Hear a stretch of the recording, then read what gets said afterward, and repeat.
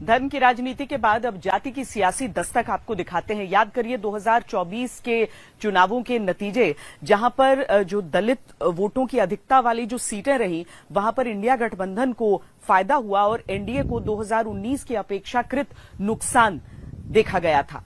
अब ऐसे में समाजवादी पार्टी के सांसद जब राणा सांगा के विरुद्ध एक विवादित बयान देते हैं और बीजेपी उन्हें घेरना शुरू करती है, फिर करणी सेना के कार्यकर्ता उनके घर पर तोड़फोड़ करते हैं और समाजवादी पार्टी इसे दलितों पर हमला कहने लगती है। बाबर को लाया कौन? बाबर को इब्राहिम लोदी को हराने के लिए राणा सांगा लाया था। तो मुसलमान तो बाबर की औलाद हैं और तुम गद्दार राणा सांगा की औलाद हो, ये हिंदुस्तान में तय हो जाना चाहिए। अगर बाबर की तो आलोचना करते हैं, राणा सांगा की आलोचना नहीं करते। मेरा मकसद किसी की धार्मिक भावना को ठेस पहुंचाने का नहीं था। मैं किसी धर्म को मानूं या न मानूं, लेकिन किसी दूसरे धर्म के मानने के जज्बात के साथ खिलवाड़ करने का मुझे कोई अधिकार नहीं है। मेरा बयान न किसी जाति के खिलाफ था, न देश के, न किसी वर्ग के खिलाफ था, न किसी धर्म के खिलाफ था।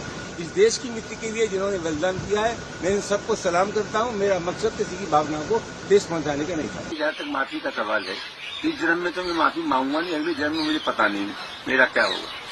पर माफी मांगने का कोई सवाल नहीं, लोगों को सही बात सुनने की आदत डालनी चाहिए।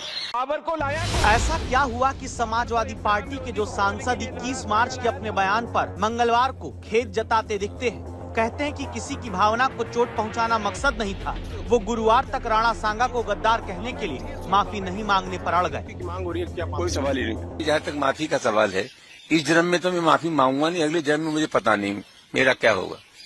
और माफी मांगने का कोई सवाल नहीं, लोगों को सही बात सुनने की आदत डालनी चाहिए।